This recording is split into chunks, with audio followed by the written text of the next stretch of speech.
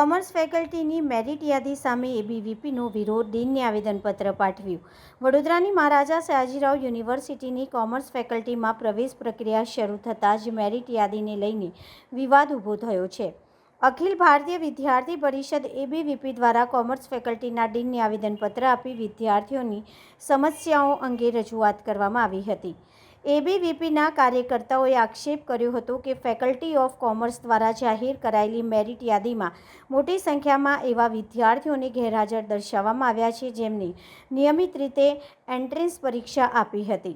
આ બાબતને કારણે વિદ્યાર્થીઓ અને તેમના વાલીઓમાં ભારે ગેરસમજ અને અસંતોષ ફેલાયો છે.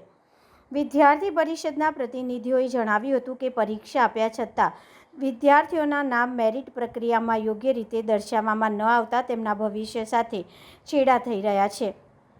આ મુદ્દે તાત્કાલિક તપાસ કરી યોગ્ય સુધારા કરવામાં આવે તેવી માંગ કરવામાં આવી હતી. એબીવીપીએ ચેતવણી આપી હતી કે જો વિદ્યાર્થીઓના પ્રશ્નોનો વહેલી તકે ઉકેલ નહીં આવે અને મેરિટ યાદી અંગે સ્પષ્ટતા નહીં કરવામાં આવે તો આગામી દિવસોમાં ઉગ્ર આંદોલન કરવામાં આવશે, જેની સંપૂર્ણ જવાબદારી યુનિવર્સિટી તંત્રની રહેશે.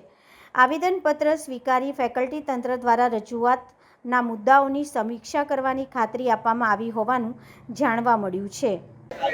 आज रोज अखिल भारतीय विद्यार्थी परिषद द्वारा एक आवेदन पत्र दिया गया है जो 1760 विद्यार्थी है उन्होंने एंट्रेंस एग्जाम दी हुई है परंतु उनका एब्सेंट दिखा रहा है. तो अखिल भारतीय विद्यार्थी परिषद ने मांग की है कि 2 दिन में उनका जो निराकरण है वो नहीं आया तो हम उग्र से उग्र आंदोलन करेंगे. और मैं एक बात जोड़ना चाहूँगी कि जब उन्होंने बोला था कि हमने चूड़ियाँ नहीं पहनी तो वो चूड़ियाँ जो है वो स्त्रियों की सशक्तिकरण का एक प्रतीक है, वो स्त्रियों का एक आभूषण है.